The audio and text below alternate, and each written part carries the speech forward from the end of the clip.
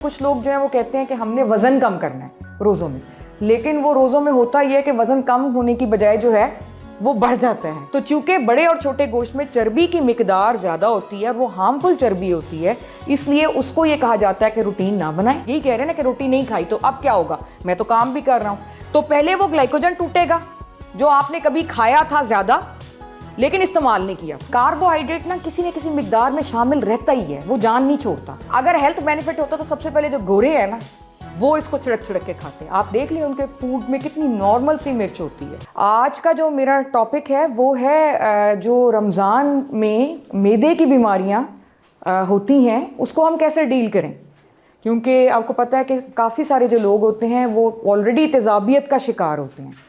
तो रमज़ान में आपको पता है रूटीन जो होती है वो चेंज होती है और सहरी आप करते हैं और सहरी के बाद फ़ौरन लेट जाया जाता है और जिसकी वजह से काफ़ी ज़्यादा तेज़ाबियत के मसले जो हैं वो हो जाते हैं। ठीक है, खाना ऊपर आता है, खट्टी डिकारें आती हैं, जलन होती है, गैस का मसला बन जाता है बहुत ज़्यादा और भारीपन सा एक महसूस होता है, बाज़ का जी भी मतली होता है।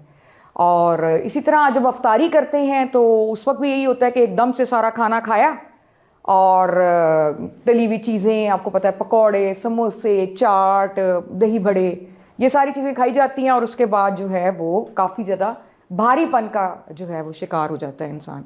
तो इस चीज़ से कैसे निपटें, एक तो ये बात बड़ी इंपॉर्टेंट है। दूसरा ये कि कुछ लोग जो है वो कहते हैं कि हमने वज़न कम करना है रोज़ों में, लेकिन वो रोज़ों में होता ये है कि वज़न कम होने की बजाय जो है वो बढ़ जाता है।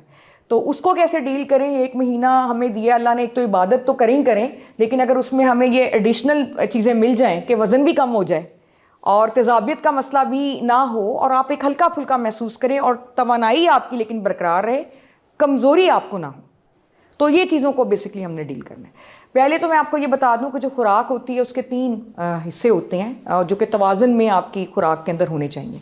उसमें आपकी लहमियात आ जाती हैं, प्रोटीन्स जिसको कहा जाता है, जो दालों में और गोश्त वगैरह में होती है, चने, लोबिया और जितना भी गोश्त है, जिसमें आपका बड़ा गोश्त आ जाता है, छोटा गोश्त आ जाता है, मछली आ जाती है, चिकन आ जाता है, ये सारी प्रोटीन्स हैं। और फिर उसके बाद आपके निशास्ता या कार्बोहाइड्रेट्स आ जाते हैं जो कि आपका रोटी, चावल, आलू और जितनी भी मीठी चीज़ें हैं वो सारी कार्बोहाइड्रेट्स हैं। और तीसरी जो जुज़ है आपके खुराक का वो चिकनाई या फैट्स हैं, और वो किस में होती हैं, जैसे कि देसी घी है, ऑयल है, ये सारी चीज़ें जो हैं वो फ़ैट हैं।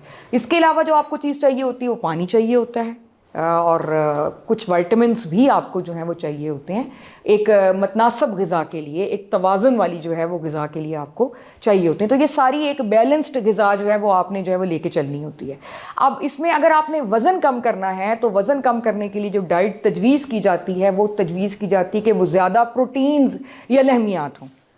और प्रोटीन्स मैंने आपको पहले बता दिया कि वो किस में होती है, दालें हैं, चने हैं, लोबिया है, इसके अलावा मीट एंड मीट प्रोडक्ट्स जिसमें आपका मछली है, आपकी मुर्गी है, आपका बड़ा गोश्त है और आपका छोटा गोश्त है। अब बड़ा गोश्त और छोटा गोश्त ज़रा मैं इसको पीछे ले जाती हूँ क्योंकि उसमें चिकनाई भी शामिल होती है। असल में कोई भी चीज़ प्योर प्रोटीन तो नहीं है ना, उसमें फ़ैट भी है।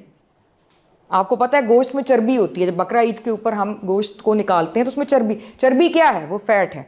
तो चूंकि बड़े और छोटे गोश्त में चर्बी की मिकदार ज़्यादा होती है और वो हार्मफुल चर्बी होती है, इसलिए उसको ये कहा जाता है कि रूटीन ना बनाएं अपनी और उसको कभी कभी लें।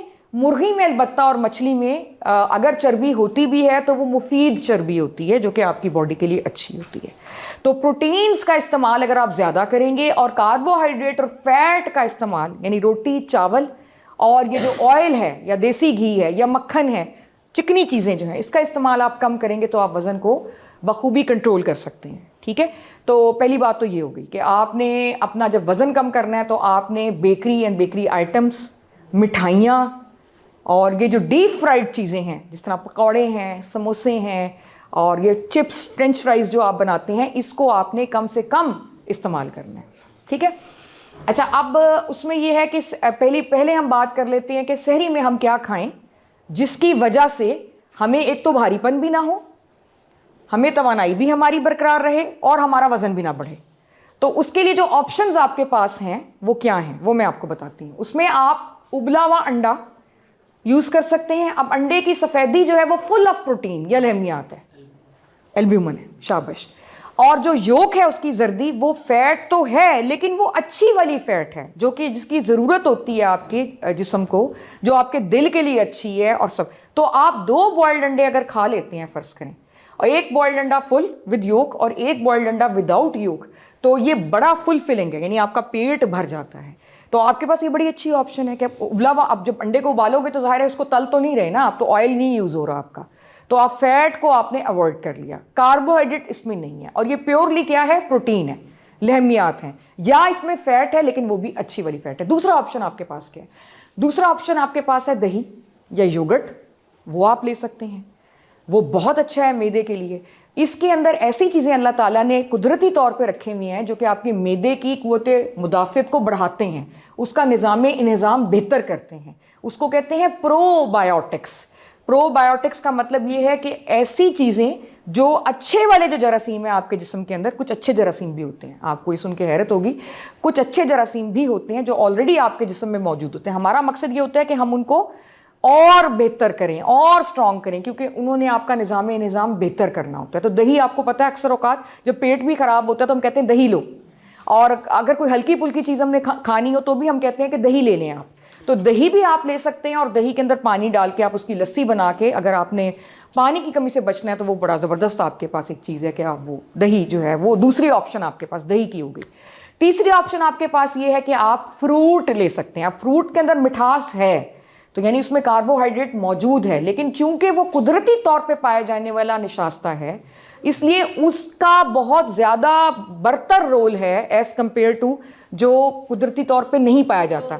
जैसे कि बिस्किट हैं, इनमें भी चीनी है, तो ये सारी जो आर्टिफिशियल चीज़ें हैं ना, उनके मुकाबले में ये मिठास जो है ये बहुत कम है और अच्छी है। मतलब जिस्म के लिए जितनी भी कुदरती चीज़ें हैं ना, जो कि इंसान की बनाई हुई नहीं है, वो बहरहाल बेहतर हैं एज़ कम्पेयर टू जो इंसान की बनाई हुई, यानी बेकरी आइटम्स हैं उनसे।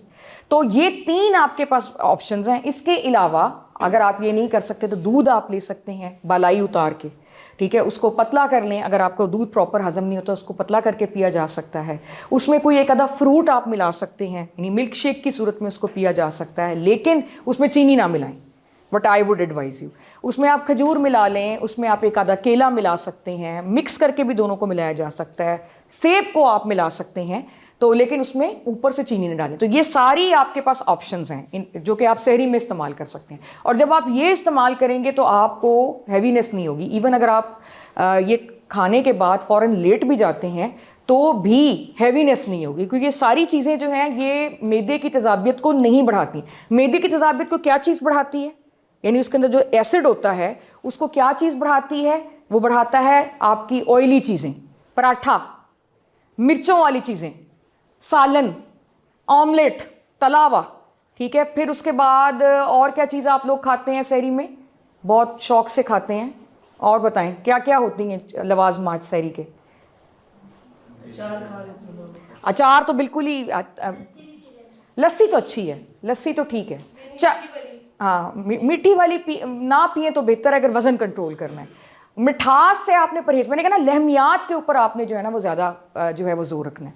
तो इससे जो है ये सारी चीज़ें, यानी कि जो मिर्चें हैं आपकी, जो तली हुई चीज़ें हैं या जो चिकनी चीज़ें हैं, मिर्चें, तली हुई चीज़ें या चिकनी चीज़ें, और इसके अलावा ये जो कोल्ड ड्रिंक्स हैं, फिज़ी ड्रिंक्स हैं, ये सारे मैदे की तेज़ाबियत को बढ़ाएंगे। और दूसरी चीज़ मैदे की तेज़ाबियत को क्या बढ़ाएगी, अगर आप बहुत ज़्यादा पेट भर के खाना खाएंगे। अब इसमें तो पेट नहीं आपका भरेगा ना, 2 उबले हुए अंडे आपने ले लिए, साथ आपने लस्सी ले ली, साथ फ्रूट का एक बाउल ले लिया, तो ये बहुत फुलफिलिंग है और ये लाइट है आपके मैदे पर, और इससे आपका वज़न भी कम हो जाएगा और आपको तवानाई भी मिलती रहेगी। अगर आपका ये कंसर्न है ना कि तवानाई नहीं मिलेगी, तो आप मुझे बताएं, अंडा एक फुल ग़िज़ा है, फ्रूट्स एक फुल ग़िज़ा है, साथ आप लस्सी या दही का इस्तेमाल कर रहे हैं तो वो फुल ग़िज़ा है। क्या ख्याल है आपका? कोई अभी तक कोई क्वेश्चन हो तो प्लीज़ पूछें। मतलब ये तो आम गुफ्तगू हो रही है ना हमारी, जैसे हम घर के ड्राइंग रूम में बैठे हैं इस तरह हम बातचीत कर रहे हैं। जी डॉक्टर साहब, अगर रोटी नहीं लेंगे रेगुलर फॉर 1 मंथ तो उसके नेगेटिव इम्पैक्ट क्या होगा? इसका नेगेटिव इम्पैक्ट सिर्फ एक ही हो सकता है कि अगर आपने बाकी चीज़ें जो हैं वो ज़्यादा नहीं ली जाए, फाइबर जिसमें रेशा होता है, तो कब्ज़ का शिकार आप ज़रूर हो सकते हैं। तो उसके लिए ये कि आप पानी ज़्यादा इस्तेमाल करें, और जो रेशे वाले फल हैं, रेशे वाले फल वो होते हैं जिस तरह अमरूद है, सेब है, माल्टा है, ठीक है, इसबगोल का छिलका आप यूज़ कर सकते हैं। तो ये सारी चीज़ें अगर आप इस्तेमाल करते हैं तो रोटी ना लेने से कोई नेगेटिव इफेक्ट नहीं है। अगर जिस इंसान का फिजिकल वर्क बहुत ज़्यादा होता है तो वो अगर रोटी ना खाएगा तो वो तो नहीं फिजिकल क्या? फिजिकल वर्क ज़्यादा, यही तो आपका मिसकॉन्सेप्ट है, इसी को तो मैं दूर करना चाह रही हूँ कि अगर आप प्रोटीन ले लेते हैं ना तो प्रोटीन आपके लिए काफ़ी है, ठीक है, वो आपका वजन भी नहीं, क्योंकि मैं उसकी वजह बताती हूँ आपको आसान अल्फाज में।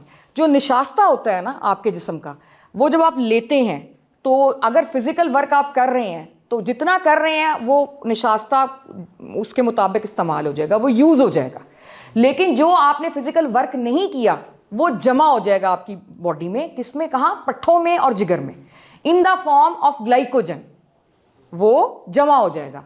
अब अगर उससे भी ज़्यादा है, मतलब ग्लाइकोजन के रिजर्व्स भी पूरे हो गए हैं, लेकिन स्टिल आपने तो बहुत ज़्यादा खाना खाया हुआ है, लोग खाते हैं हमारे यहाँ टिका के खाते हैं, खाते जाते हैं, आदत पड़ी होती है, तो वो फिर कहाँ जाएगा, वो एक्स्ट्रा जो निशास्ता है या मिठास, वो अब आपकी चर्बी बन जाएगी।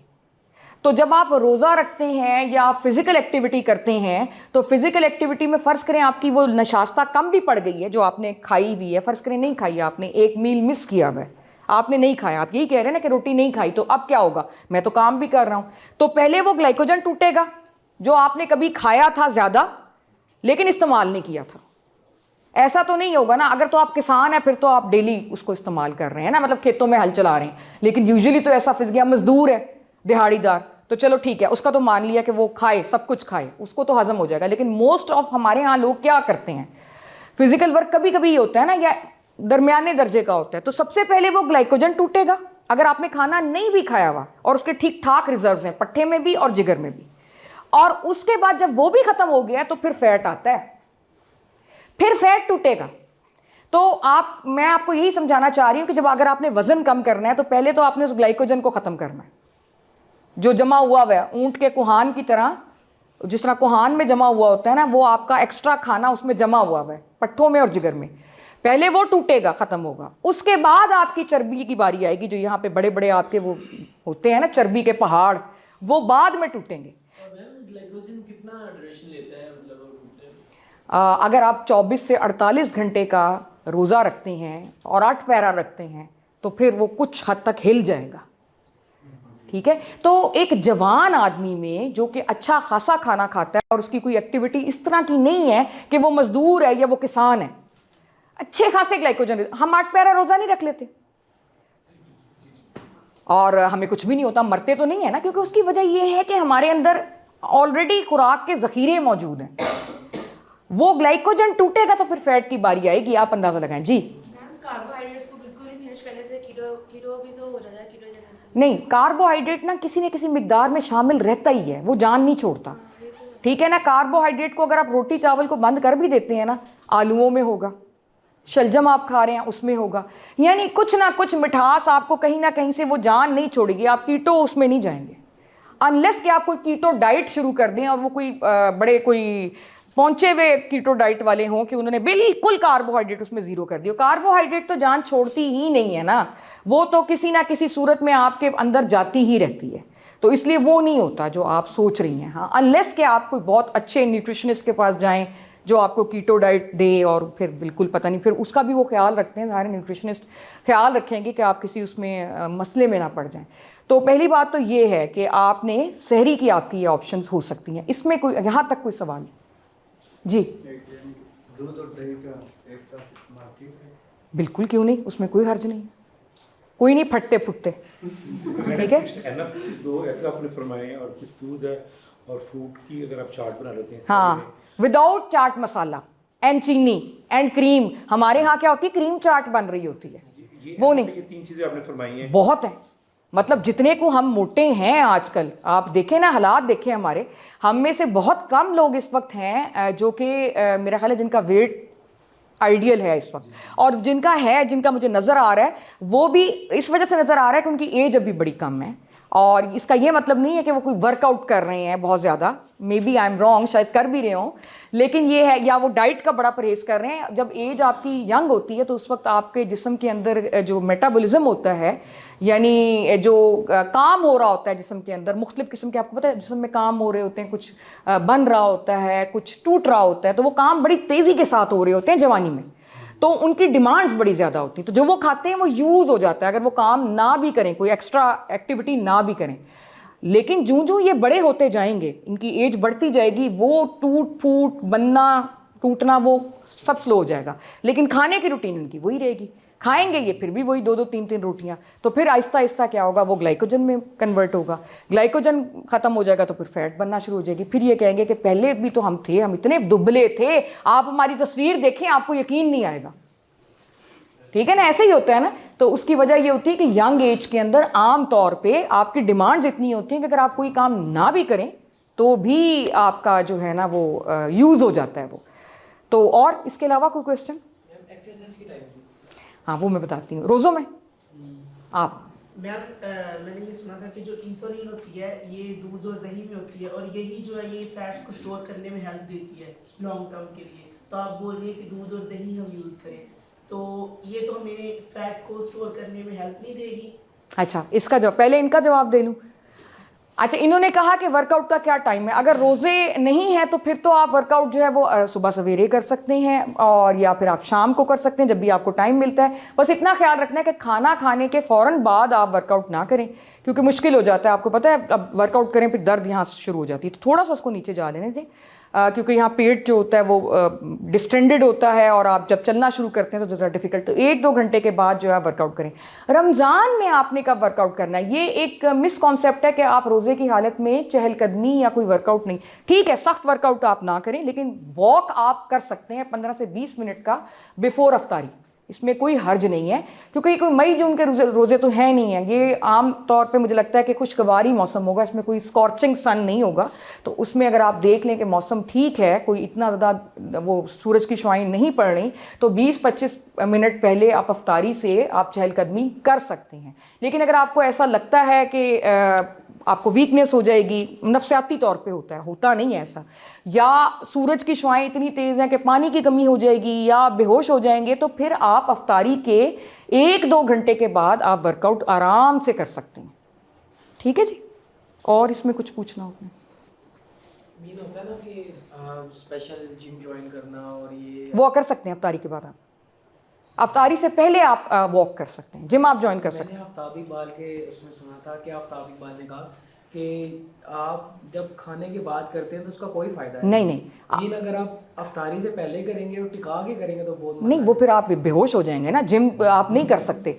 ठीक है, या तो वो 1-2 घंटे के बाद आप करें, आपने जो भी जिम करना है वो करें, और जाहिर है कि उसके बाद आपको फिर कुछ ना कुछ थोड़ा बहुत खाना पड़ेगा। लेकिन वो जो खाना होगा वो चाट पकौड़े समोसे ना हो, वो इस तरह की कोई चीज़ हो, जैसे कोई बारबेक्यू चिकन होता है या कोई ग्रिल्ड चिकन होता है या अंडे वगैरह होते हैं लॉन्ग विद सैलड। तो एक ऐसी चीज़ जो हेल्दी हो, जो आपको फौरी तौर पे अच्छी वाली एनर्जी दे, बुरी वाली एनर्जी नहीं हमें चाहिए। तो जिम ज़रूर करें, 1-2 घंटे बाद करें, टिका के करें, लेकिन उसके बाद पानी वानी पिएं, आपकी पानी की कमी नहीं होनी चाहिए, नमकियात की कमी नहीं होनी चाहिए। लेमन वाटर आप पी सकते हैं, उसमें ORS का पैकेट डाल दें, बड़ा ज़बरदस्त टेस्ट बनता है। 4 गिलास पानी लें आप, और उसके अंदर आप नमक और चीनी की बजाय ORS का पूरा पैकेट डाल दें, ठंडा कर लें अगर आपको ठंडा पसंद है, और 3-4 नींबू अकॉर्डिंग टू योर टेस्ट। तो वो लेमन वाटर बन जाता है, स्कंजवीन बन जाती है, उससे आपकी नमकियात और पानी की कमी जो है वो पूरी रहती है। तो वो आप ले सकते हैं। जिस तरह ये यंग है बच्चा, तो ये बिल्कुल ले सकता है इस तरीके से। और साथ कोई हेल्दी स्नैक आपने ज़रूर लेना है before you go to sleep, लेकिन वो ऐसा ना हो जो हैवी हो।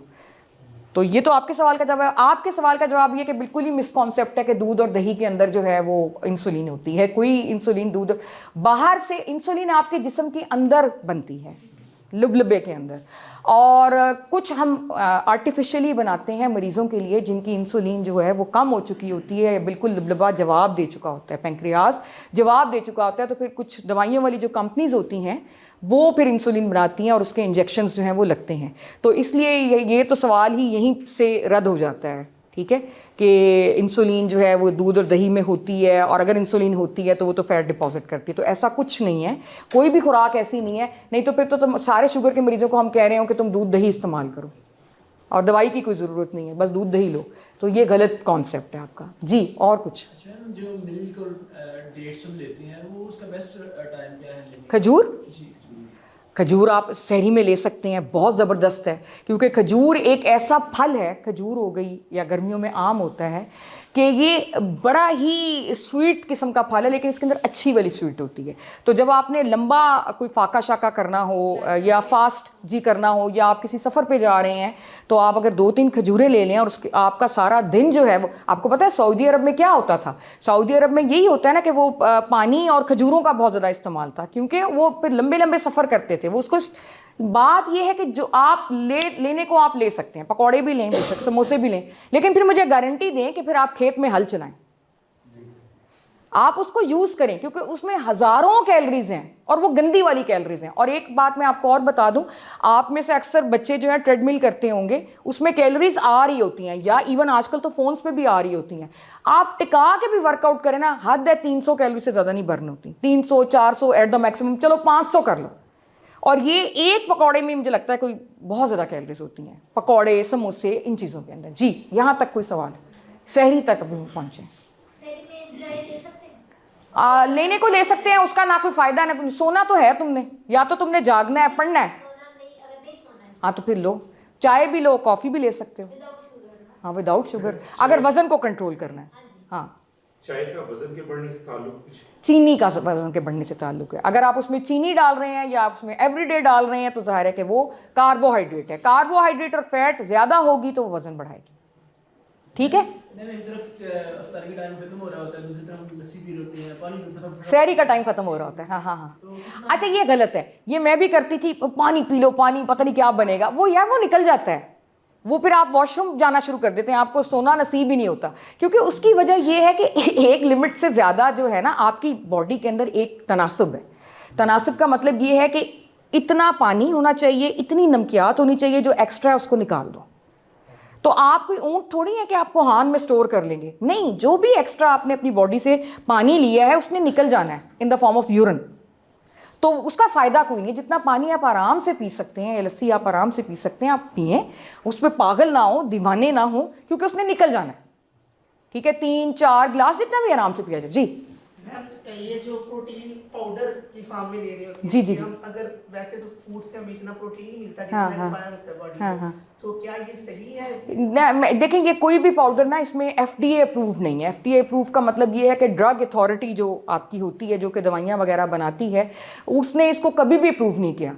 जिम्स वगैरह में देते हैं ये इस किस्म के सप्लीमेंट्स के, जी आपकी पूरी नहीं हो रही रिक्वायरमेंट्स, लेकिन मैं ज़ाती तौर पे, हो सकता है कुछ डॉक्टर्स जो हैं वो इसकी फेवर में भी हों, कुछ न्यूट्रिशनिस्ट भी इसकी फेवर में हो, लेकिन मैं ज़ाती तौर पे इस चीज़ की कायल हूँ कि जो कुदरती चीज़ होती है वो कुदरती चीज़ होती है।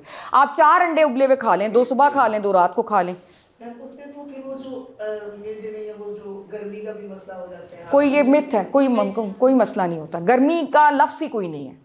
तेज़ाबियत को अक्सर लोग गर्मी कहते हैं, और तेज़ाबियत मैंने आपको बताया कि चिकनी चीज़ों से, तली हुई चीज़ों से और मिर्चों वाली चीज़ों से होती है, इसके अलावा नहीं होती है। बाकी मेरे ख्याल में जो कुदरती चीज़ अल्लाह ताला ने बनाई है उसका कोई नेमुल बदल नहीं है। ये पाउडर नहीं है, हमें नहीं पता कि ये कितने सेफ़ हैं, खुदा ना खास्ता इनके साइड इफ़ेक्ट्स भी हो सकते हैं। कुछ लोगों ने ये भी बताया कि इससे गुर्दे वुर्दे भी फेल हो जाते हैं, तो इसलिए ये बिल्कुल सेफ़ नहीं है। मैं आपने यंगस्टर्स को और जो भी और भी लोग बैठे हैं उनको मैं यही एडवाइस करूँगी कि प्लीज़ जो कुदरती चीज़ अल्लाह ताला ने बनाई है उसका कोई नेमुल बदल नहीं। ठीक है जी, और कुछ? मैडम, सालन आमतौर पे हमारी सकाफत का और जी जी है, बिल्कुल है। उसमें सहरी में कुछ ऐसी एहतियातें की जा सकती हैं कि उन दोनों में मिनिमम घी इस्तेमाल किया जाए, मिनिमम मसाला जात इस्तेमाल किए जाए। हाँ, ऐसा हो सकता है, बिल्कुल सही कह रहे ये हैं। सस्ती इफ्तारी सहरी के काम होता है इसमें। अच्छा, और सही कह रहे हैं। उसमें यह कि आप खुश्क रोटी एक इस्तेमाल कर लें, तेल ना उसको लगाएं, और साथ जो सालन है उसमें आप मिर्च का इस्तेमाल जो है वो हत्तल मकदूर हाँ जितना भी हो सकता है उसको इस्तेमाल ना करें। ऑयल बिल्कुल कम सा इस्तेमाल करें तो ठीक है, किया जा सकता है। वाइट पेपर की आजकल चल रही है और सब्ज़ मिर्च और एक रेड मिर्च, तीनों का एक ही मिजाज है एसिडिटी बढ़ाने जी का? जी बिल्कुल एक ही मिजाज है, ये सब बकवास है। आप कोशिश यही करें कि आप कोई भी मिर्च जो इस्तेमाल कर रहे हैं उसको कम, क्योंकि इसका कोई हेल्थ बेनिफिट मुझे बताएं ना सवाए ज़बान के चस्के के। अब आप अंग्रेज़ों के चले जाएं, यूरोप में चले जाएं, वहाँ मिर्च का इस्तेमाल, हम लोग हैं ना ज़्यादा शौकीन हैं, ब्लैक पेपर कर नहीं एक ही जैसी है, एसिडिटी सारी करेंगे। नहीं, कोई विटामिन सी मिर्च में नहीं होता, नहीं गलत है। देखिए ना कुछ कॉन्सेप्ट्स हैं जो गलत हैं, उनको दूर करना है, ठीक है। इसका कोई हेल्थ बेनिफिट है नहीं, ज़बान का चस्का है, ठीक है। अगर हेल्थ बेनिफिट होता तो सबसे पहले जो गोरे हैं ना वो इसको चिड़क चिड़क के खाते। आप देख लिए उनके फूड में कितनी नॉर्मल सी मिर्च होती है, और वो उन्होंने वो पकड़ा होता है बर्गर जैसा, कोई सालन रोटी खाते हैं वो।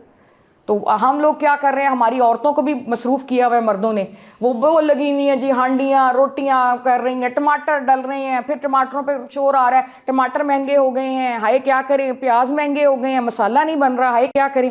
मतलब अपनी ज़िंदगियों को क्यों मुश्किल किया हुआ है, ठीक है। और उससे आप ये सालन बना बना के आप क्या मोटे हुए जा रहे हैं, और तो कोई बेनिफिट नहीं। क्योंकि जो प्याज या टमाटर जितना हम उन्हें भूनते हैं, ठीक है ना, उतना उनकी ग़ज़ाइयत तो खत्म हो जाती है, ग़ज़ाइयत भी ख़त्म हो जाती है। और इसके अलावा वो जितना तला जाएगा एसिडिटी के भी चांसेस हैं, वक्त का ज़िया है, एनर्जी का ज़िया है, ठीक है। तो उससे बेहतर नहीं है कि इस किस्म की कोई चीज़ हम खा लें जो कि आसान सी हो, जिसमें कि कम मसाला डला हुआ हो, मिर्च भी कम डली हुई हो, और हल्का सा आप उसको जो है बॉयल कर लें या हल्का सा प्रेशर दे लें, अगर इतना ही चस्का है। अदरवाइज़ तो मैंने बताया ना कि अगर आप ये नहीं भी खाएंगे रोटी और सालन तो कुछ नहीं हो जाने वाला, इसका कोई मिर्च का हेल्थ बेनिफिट नहीं है, ठीक है। ये सिर्फ मुझे तो उनका तरीका बड़ा पसंद है, बर्गर पकड़ा और खा लिया, ना हाथ गंदे हुए ना कुछ, क्लीन नीट एंड क्लीन, ना किसी को तकलीफ दिया, ना औरतें उनकी थकी रहती हैं, उनका ये हाल है। आप देखें एक्टिव वो फिर रही हैं, खुशबाश, उधर मर्द भी खुशबाश फिर रहे हैं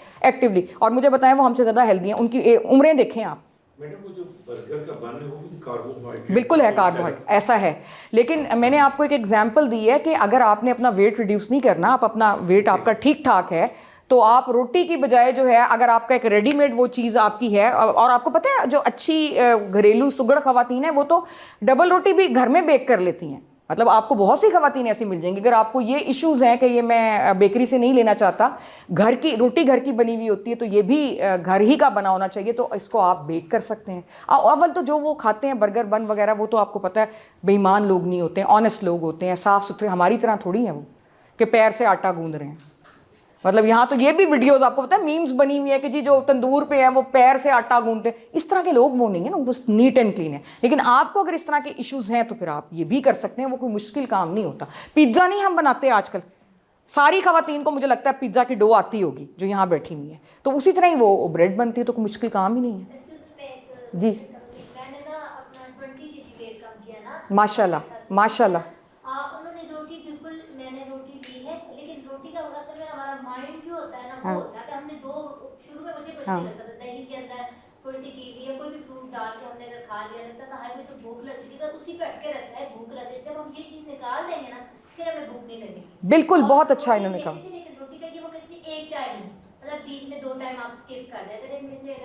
अगर आप इनको लगता है कि अब हमने रोटी लेनी है सहरी में, तो लेकिन रोटी का ये मतलब है इतनी बड़ी रोटी ले लें, Portion control। वो डिस्क साइज रोटी। अच्छा ये ना नफसियाती होता है, आपको मैं बताऊं। अच्छा जब हम रोज़ा रखते हैं तो हमें ये पता होता है कि भी हमने नहीं खाना, तो पहले रोज़ा तो हमें लगता है, उसके बाद दूसरे तीसरे रोज़ों में हम सेट हो जाते हैं, ठीक है ना। और जब रोज़े ख़त्म होते हैं तो हमें ऑटोमेटिकली जो है ना दोपहर को भूख लगना शुरू हो जाती है। मतलब क्योंकि हमें पता है, नफसियाती तौर पे हमें पता है कि ये खाने का वक्त है और हमने खाना है। जी मैम ये भी तो कहते हैं ना जो बेक्ड चीजें हैं वो इतनी हेल्दी नहीं होती है। अनहेल्दी टोटली, हाँ कभी कभी ज़बान के चस्के के लिए ले लें। हाँ, तो वो जो ब्रेड आप बोल रही है वो भी तो बेक्ड है ना।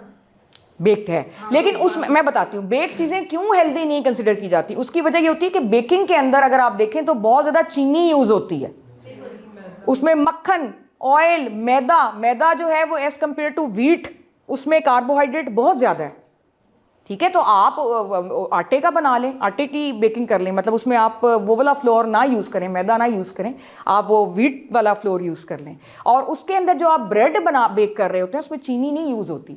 ब्रेकफास्ट आपको ज़रूर करना चाहिए, बेशक आप रात का खाना लाइट कर दें, क्योंकि उसकी वजह ये होती है कि ब्रेकफास्ट के बाद आपने अपने कामों पर जाना होता है, और ज़रूरत होती है आपको इस चीज़ की कि आप एक्टिव और एनर्जी की भी ज़रूरत होती है। और ज़ाहिर है जब आप ब्रेकफास्ट नहीं करेंगे तो क़ुव्वत मुदाफ़ियत भी थोड़ी आपकी कम हो जाएगी और चांसेस, जिस तरह हेल्थ वर्कर्स हैं, मैं खुद चूँकि डॉक्टर हूँ तो वहाँ पर आपको बहुत सारे मरीज़ों के साथ डील करना पड़ता है, तो आपकी इम्यूनिटी या क़ुव्वत मुदाफ़ियत है। तो ब्रेकफास्ट, और दूसरा ये कि अगर आप ब्रेकफास्ट थोड़ा हैवी भी कर लेते हैं फ़र्ज़ करें, तो वो आपका पूरा दिन है कंज्यूम करने के लिए।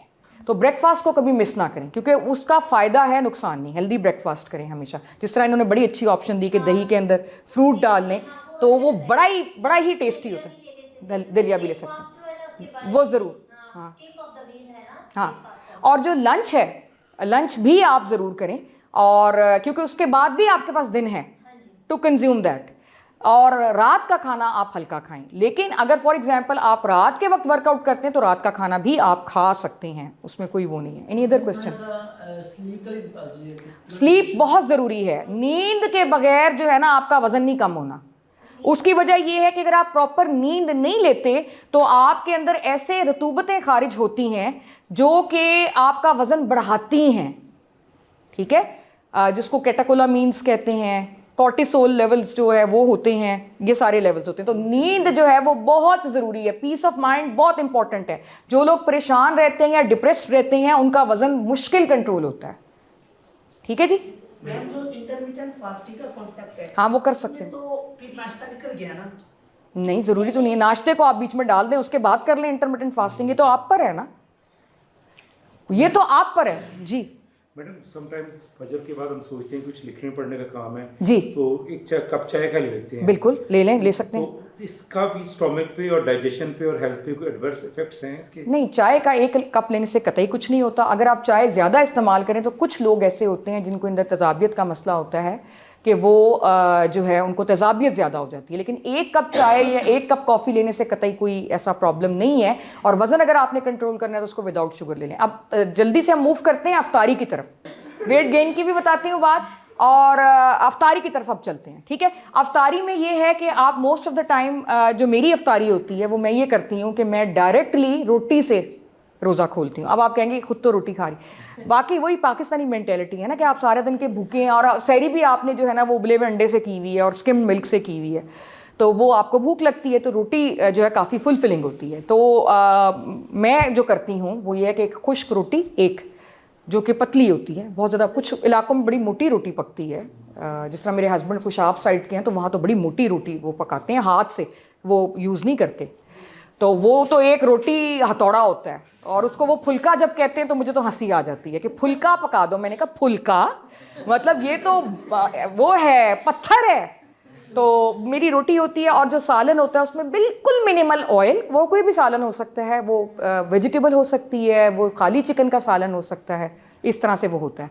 अच्छा, अब अगर कुछ घरों में ऐसा होता है कि नीचे इफ्तारी पहले सर्व की जाती है और खाना बाद में उसको सर्व किया जाता है, मतलब उनका खाना जो है ना वो चल रहा होता है, दम लगा हुआ है, खुशबू आ रही है, रोटियां जो है वो पकनी है मगरिब की नमाज के बाद, तो वो लोग क्या करें, वो लोग ये करें कि वो बाउल ऑफ फ्रूट ले लें, अपनी अम्मियों से कहें या जो भी अफ्तारी बना रहा है, खुद बना रही हैं तो खुद कर लें, विदाउट एडिंग एनी शुगर और क्रीम और चीनी।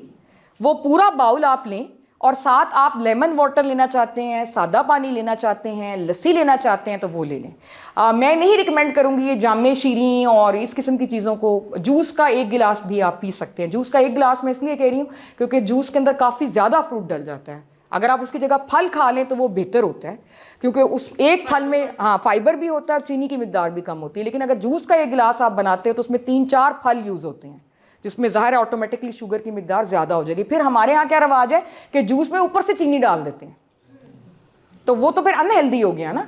तो इस किस्म का जो जूस है जिसमें ऊपर से भी चीनी डली हुई है वो सिर्फ एक, उससे ज़्यादा नहीं। और उसके बाद आप अपनी नमाज मगरिब की पढ़ें। उस वक्त तक जो भी फूहड़ लोग किचन में हैं उन्होंने खाना खुना बना लिया होगा, तो आप फिर उसके बाद वो रोटी मगरिब की नमाज के बाद अलॉन्ग विद सालन जो है वो आप इस्तेमाल कर सकते हैं। और उसके 1-2 घंटे के बाद आप चहलकदमी के लिए निकल जाएँ। और जो यंगस्टर्स हैं हमारे वो बेशक जिम शिम करें, उनको कोई वो नहीं है ममानियत। यहाँ पर जब नमाज तरावी अगर हम पढ़ेंगे तो वो तो ऑटोमेटिकली हमारी हो जाएगी ना, इसका मतलब उसके बाद भी सही भूख लगती है। हाँ, वो मतलब कुछ ख़वातीन नहीं पढ़ती ना, औरतों पे तो इतना वो नहीं होता ना, जिनको अपना वेट कम करना है वो तो फिर पढ़ लेंगे, वो पढ़ लें या वो चहलकदमी कर लें, जैसा भी उनको मुनासिब लगे। तो ये रूटीन आप रखें। अच्छा, अब चटोरे लोग क्या करें, बिग क्वेश्चन। कि अब मतलब मेरा भी दिल करता है कि जी कभी कभी तो हमें वो पकौड़े समोसे और मतलब हाँ, कुछ लोग तो इसी लालच में रोज़े रखते हैं, स्पेशली जो हमारे बच्चे हैं, ये भी बच्चे ही हैं ना हमारे, कि यार वो अब अफ्तारी होने वाली है। अब अगर उनको ये पता हो कि जी मैंने तो रोटी और सालन खाना है सिर्फ और फ्रूट सैलेड, तो वो तो कहेंगे दफ़ा करो यार, ये क्या मतलब ज़िंदगी, इससे तो बेहतर है मर जाओ। तो वो उनका भी दिल करता है भी चिप्स खाएं, पकौड़े खाएं, समोसे, दही बड़े, चाट, क्यों जी, जलेबियाँ, मिठाइयाँ। तो ऐसे चटोरे लोगों के लिए मेरी यही है कि मैं उनको ये कहती हूँ कि आप हफ्ते में एक दिन रख लें इस चटोरपने के लिए, संडे का दिन रख लें, जो भी दिन आपको सूट करता है, और उस दिन जो है वो अपनी अम्मी से या बहन से या जो भी बना रहा है वो घर में आप समोसे या पकौड़े जो है वो बना लें। और अगर वज़न बहुत ज़्यादा है और आप ये भी अफोर्ड नहीं कर सकते तो फिर एयर फ्रायर में बना लें। आजकल तो एयर फ्रायर्स आए हुए हैं, अगर आप उसका थोड़ा सा जायका जो है वो ज़ाहिर है वो तो नहीं होता जो खुले तेल में पक रहा होता है, वो तो नहीं होता, थोड़ा सा कॉम्प्रोमाइज़ करना पड़ता है। तो वो उसमें आप हर 15 दिनों के बाद या हफ्ते के बाद जो है वो आप एक चीट रोज़ा रख लें उसमें, बल्कि अपने मेहमानों को भी बुला लें और मतलब अच्छा हला गुला वो हो जाता है। आपको पता है इफ्तार पार्टीज़ और ये वो सारा चल रहा होता है। तो इस तरीके से जो है वो आप अपना जो है अफ्तारी का जो है वो गुजार सकते हैं। अब यहाँ तक तो मैंने कर लिया, इससे आपको कोई तजाबियत भी नहीं होगी, सारा कुछ। अब आपके सवालात, योर क्वेश्चंस। ऑलिव ऑयल को डॉक्टर साहब रमजान में अगर अल्टरनेट ऑफ फैट यूज करें घी के बदले ऑलिव ऑयल, हाँ। ऑलिव ऑयल वगैरह, हाँ, हाँ। इस बारे में हाँ देखिए मेरी बात सुने, ऑलिव ऑयल ठीक है, बेहतर है एज़ कम्पेयर टू घी या दूसरा ऑयल, लेकिन बहुत एक्सपेंसिव है, ये कॉस्ट इफेक्टिव ही नहीं है और इसका कोई इतना ज़्यादा फ़ायदा भी नहीं है कि आपने ऑलिव ऑयल इस्तेमाल किया और आपको तो पता नहीं उम्र नूह नसीब हो गई और आप हर किस्म की बीमारी से दूर हो गए, ऐसा कुछ नहीं है। जिनका वजन बहुत ज्यादा उनके लिए नहीं, उसके लिए अगर आप आम ऑयल भी यूज़ कर लेते हैं ना कोई भी, और उसको बिल्कुल कम मिकदार में यूज़ करते हैं, मतलब एक छोटी चमची कोकोनट ऑयल या सरसों का ऑयल यूज कर सकते हैं, कुछ भी इसमें कोई नहीं है। ऑलिव ऑयल वर्सेस कोकोनट, इनका बिल्कुल कोई हल्का सा कोई बेनिफिट होगा, मतलब ये नहीं कि आप इस पर स्टिक ही हो जाएं, इसका कोई ख़ास वो नहीं है। मैम आपकी जो डाइट है हमारी वो एज फैक्टर को भी इफेक्ट कर रही होती है या मतलब जो एज फैक्टर यानी एजिंग को, कि कितना जल्दी बूढ़ा हो रहा है, व्हाई नॉट, बिल्कुल कर रही होती है। आप हाँ देखिए ना, मेरी बात सुने, आप में से कोई गेस कर सकता है मेरी क्या एज है? वैसे ये बताने वाला सवाल नहीं है। हाँ नहीं, इस तरह की बातें ना करें जो लगती है आपको। मेरी एज 47 है, ठीक है, और मैं जो है ना वो इतना कम खाती हूँ कि बस जो बेयरली ज़िंदा रहने के लिए ज़रूरी हो। मेरा नाश्ता क्या होता है जो मैं करके आई हूँ, उसमें थोड़ा सा दही, उबला हुआ अंडा और चाय का कप, ठीक है, और उसके बाद दोपहर को अगर मुझे भूख लगे तो मैं कोई माल्टा वगैरह या इस तरह की कोई चीज़ हेल्दी स्नैक ले लेती हूँ, और रात के वक्त फिर वही मेरी एक रोटी होती है और सालन होता है, दैट इज़ इट। और ये अब से नहीं है, ये अरसाए दराज से। आप लोग तो हेक्टिक रूटीन होती है। मैं तो खैर अब सीनियर डॉक्टर हो गई हूँ ना, तो उसमें इतनी नहीं होती है, वो जूनियर डॉक्टर्स की होती है कि वो इमरजेंसीज और ये वो, हमारा इतना नहीं चलने वाला काम होता। उसी सर्कल से तो इंसान करना होता है, लेकिन इतनी ही ज़रूरत है। मैंने बताया ना, इतने तो रिजर्व्स हैं आपके अंदर। फैट आप देखें कितनी है, इस बच्चे के सवाल का जवाब मैं देती हूँ। बाकियों में देखें आप फैट, मेजॉरिटी में आप फैट देखें, मतलब जो हमें वो लग भी रहे हैं ना स्मार्ट, ये इनको पता है कि इनके अंदर जो है वो कितने बल पड़ रहे हैं पेटों पर, ठीक है, मतलब कोटों ने छुपाया हुआ है, लेकिन अदरवाइज वो नहीं है कि फ्लैट आपके मैदे हैं, ऐसा नहीं है। क्यों जी? तो वो बल क्यों पड़ रहे हैं? That is fat. Ma'am definitely इनके अंदर एनर्जी ज्यादा होगी, लेकिन देखने में जो नहीं, इसको मैं सवाल का जवाब देती हूँ, पहले मैं आपको सेटिस्फाई कर लूँ कि हम में से मेजॉरिटी के इतने रिजर्व्स होते हैं कि कोई फ़र्क ही नहीं पड़ता। ये हमारा सिर्फ मिथ है। हमें जो कमज़ोरी महसूस होती है ना, या तो वो नफसियाती होती है या वो पानी की इमीडिएट कमी की वजह से होती है, पानी और नमकियात। तो अगर आपको कमज़ोरी होती है तो आप ORS वाला लेमन वाटर रखें, उसका इतना ज़बरदस्त टेस्ट होता है, आप आजमाएं कभी। स्कंजवीन से बेहतर टेस्ट होता है, क्योंकि वो 4 गिलास पानी में आप जब बनाते हो और उसमें चीनी और नमक की बजाय आप ORS का पैकेट डाल दो और 3-4 लेमन डाल दो, तो दैट टेस्ट ग्रेट। तो आपको कमज़ोरी होगी नहीं। और बाकी आपने अपने दिमाग को समझाना है कि मेरे अंदर बड़े रिजर्व्स हैं। देखिए मैम, हमने अपनी कैलोरीज भी तो उस तरह से पूरी करनी है जैसे बिल्कुल हम डाइट एफिशिएंट नहीं हो सकते, हमें न्यूट्रिएंट डेंसिटी तो करनी है। हाँ, तो वो आपने देखना ना, वज़न अगर आपने लूज़ करना है तो नेगेटिव बैलेंस में जाना है ना आपने। अगर आपने अपना वज़न मेंटेन करना है तो वो बैलेंस होगा, और अगर आपने अपना वज़न बढ़ाना है तो फिर कैलोरीज ज़्यादा होंगी, काम कम होगा, ठीक है ना। वो जो बात पूछ रहे हैं वो ये कह रहे हैं कि जी आपकी रिक्वायरमेंट्स तो जो मैं काम कर रही हूँ उस हिसाब से, मतलब फॉर एग्जांपल मैंने ये वेट मेंटेन करना है, अव्वल तो ये कि मुझे मजीद मेरे ख्याल में लूज़ करने की ज़रूरत है, क्योंकि मेरे अंदर क्या है वो मुझे पता है, तो I need to lose that weight. लेकिन जिन्होंने मेंटेन करना है उनकी भी रिक्वायरमेंट्स के अकॉर्डिंगली जो है ना वो आपने चलना है। मुझे लगता है कि मेरी रिक्वायरमेंट्स को इतनी ज़्यादा हेक्टिक नहीं है कि मैं बहुत ज़्यादा सारा खाऊं। I am active with this routine for last many years. तो अब इस बच्चे के सवाल का जवाब मैं दे दूं। कुछ लोग होते हैं जिनके जीन्स में यानी मौरूसी तौर पे उनका जो उनका बॉडी फ्रेम होता है वो इस तरह का होता है। पहले तो आप मुझे बताएं, आपकी फैमिली के सारे लोग इस तरह के हैं, या जिस पर आप गए हैं लोग कहते हैं कि ये उस पर गया है फलां पे, वो बंदा या बंदी, सिर्फ आप किस पर गए हैं? कि बताते हैं अम्मी अब्बू के जी तू उस पे तू ते ओदे ते चला गया अपनी फुफ्फे थे, वो दोनों आप किस पर हैं? क्या कहा जाता है आपको? नानके पे गए हो कि दादके पे गए हो? तो नानके पतले हैं ना, यही तो एक तो होते हैं आपके जीन्स होते हैं ना। कुछ लोग आप देखें वो कुछ ऐसे बड़े कम होते हैं आपकी तरह के, मुझे तो रश्क आता है आप जैसे लोगों पे, बल्कि हसद भी होना शुरू हो जाता है बाज़ औक़ात कि क्यों, मतलब हम क्यों और ये क्यों, मतलब ये लोग जो हैं। जी जी मेरे हस्बैंड भी बिल्कुल इसी तरह, वो हर वक्त अपने वेट को लेके परेशान हाँ। उनके गम अलग है डॉक्टर साहब, उनके बड़े अलग हैं। मैं गम एड्रेस करने लगी हूँ, मैं गम एड्रेस करने लगी हूँ मैं। अच्छा, पहली बात तो ये है कि ये आपके विरासत में है ना, तो इसमें आप जितना मर्जी आप खा लें तो आपका बॉडी फ्रेम, और ये बड़ा खुदा की नेमत है, इसको एंजॉय करो। अच्छा अब आपने, हाँ अच्छा अब आपने करना क्या है, ज़ाहिर है बॉडी बनाने का शौक़ होता है इस उम्र में सारा, तो उसमें आपने प्रोटीन्स लेनी है ढेर सारी, ठीक है, आपने जिम शिम करना है, अंडे शंडे खाने हैं, ठीक है, वो आप करें और इंशाल्लाह आप देखें कि आपकी बॉडी बन जाएगी। क्योंकि बेसिकली आप अपने वेट को लेके परेशान ना हो, आप उसको शेप अप करें, और शेप अप करने के लिए ज़ाहिर है जब आप वज़न उठाएंगे तो ऑटोमेटिकली हो ही नहीं सकता ना कि मसल ना बने, तो मसल तो बनेगा, लेकिन मसल बनाने से पहले आपने मसल के लिए जो ग़िज़ा चाहिए होती है, जो कि प्रोटीन होती है, वो अपने जिस्म को पूरी देनी है। डॉक्टर साहब अगर एक दिन में रोटी लेनी हो, सहरी बेहतर है या अफ्तारी? रोटी के लिए सहरी बेहतर है, क्योंकि उसके बाद आपके पास पूरा दिन है उसको कंज्यूम करने और का। आपने फरमाया कि अगर वेट लूज करना चाहते हैं तो आपको प्रोटीन ज़्यादा लेनी जी पड़ेगी। जी जी जी बिल्कुल ऐसे ही।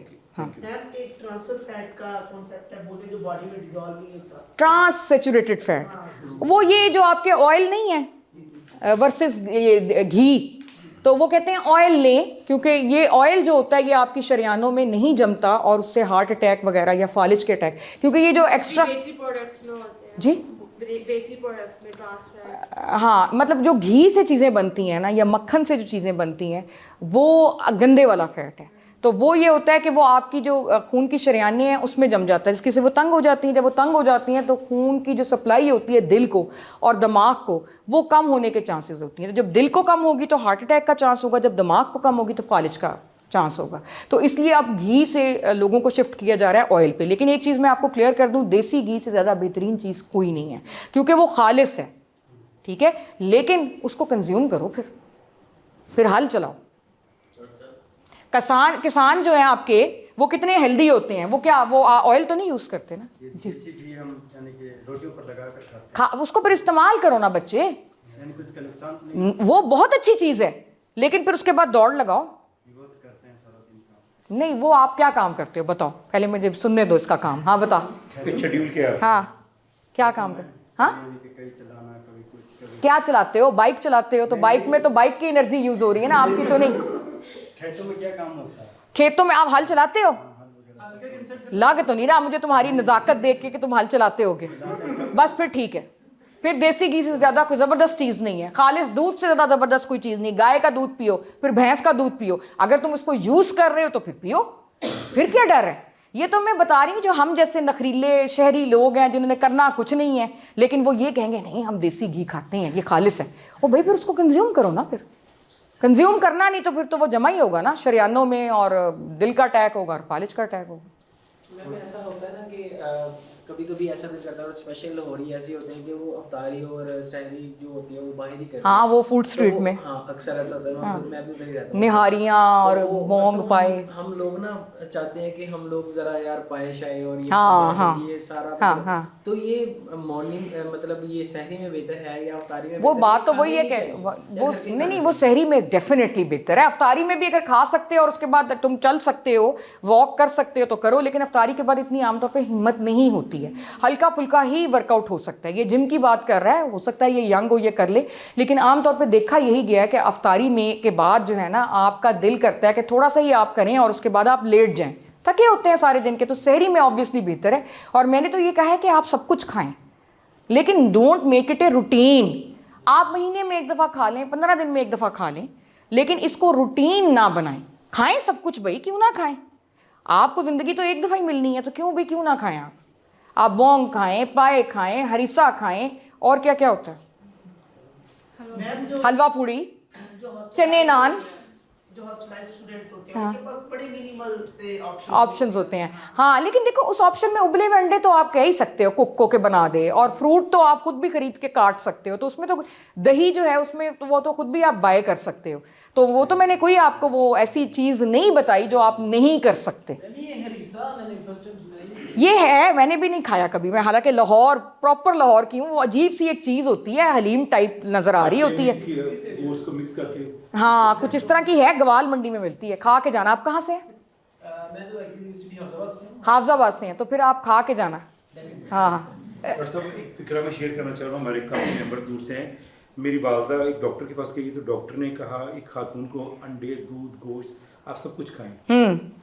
तो मेरी वालदा ने डॉक्टर का बेटा अगर ये अफोर्ड कर दी थी बीमारी की होती। बिल्कुल सही है, सेकंड उनके वर्ड से अमीर उदो खावे जो भुख लगे, गरीब उदो खावे जो लब जावे। बिल्कुल सही बात है। ये आप बिल्कुल सही कह रहे हैं कि ये अंडे, दूध, गोश्त ये सब कुछ नहीं अवेलेबल होता, तो इसका तो अब मेरे पास कोई हल नहीं है। नहीं, मैं एक शेयर करना चाह रहा हूँ। देखिए, अगर हम अफोर्ड कर सकते हैं और डॉक्टर की एडवाइस पे हम नहीं ले रहे, तो खुदारा इसको किसी जिसके पास नहीं उसे भी डोनेट करने का ये जज्बा लेके। हाँ, ये इनका मैसेज है जी, कि भाई वैसे हमारा जो मुल्क है, मैंने सुना है चैरिटी देने में नंबर 1 है, और हम लोग बहुत ज़्यादा करते हैं। रमज़ान में तो बहुत ज़्यादा होता है, तो होना तो नहीं चाहिए कि आपका कोई पड़ोसी जो है वो महरूम रह जाए और आपका दस्तरखान भरा हुआ हो। तो उम्मीद तो नहीं मैं करती कि ये लोग ऐसे हैं, क्योंकि बहुत ज़्यादा रमज़ान में तो इवन हमसायों में चल रहा होता है, हालांकि उसका कोई तुक नहीं होता। वो पकौड़े बना के वो हम भेज रहे हैं, वो उधर से समोसे भेज रहे हैं। मतलब वो ठीक है, वो ठीक है, मोहब्बत का इजहार है, लेकिन मतलब आप उनको दें जिनके घर नहीं पक्का हुआ। तो वो उसका मुझे नहीं समझ आया ना कि वो फ़ौरन ही उसी प्लेट में ना चीज़ वापस आ रही होती है। तो ठीक है, मोहब्बत है एक, उसमें कोई शक नहीं है, लेकिन ज़्यादा जो चीज़ ज़रूरी है उसको देखना चाहिए। जी, मैं कुरान पाक में सुनाता हूँ ना तरावी में, माशाल्लाह माशाल्लाह, कि 20 तरावियाँ पढ़ने के बाद और दोबारा भूख लगती है और दिल करता है यार सब कुछ हाँ, तो खाएं। खाने के बाद फिर सहरी में नहीं ना लगती है। नहीं आप खाएं लाइट ना बेटा। आप अगर पकौड़े समोसे खाएंगे तो फिर तो नहीं भूख लगेगी ना। आपने हेल्दी चीज़ खानी है, जैसे फ्रूट चाट जिसमें फ्रूट सैलेड है वो खा सकते हैं आप। कोई ग्रिल किया हुआ चिकन का कोई पीस ले सकते हैं। बात वही है कि अगर अफोर्डिंग है तो, और या सलाद उसके साथ चिकन के साथ आप ले सकते हैं। ये खाने को दिल ना आपका क्या दिल कर रहा हो, चटोरपना?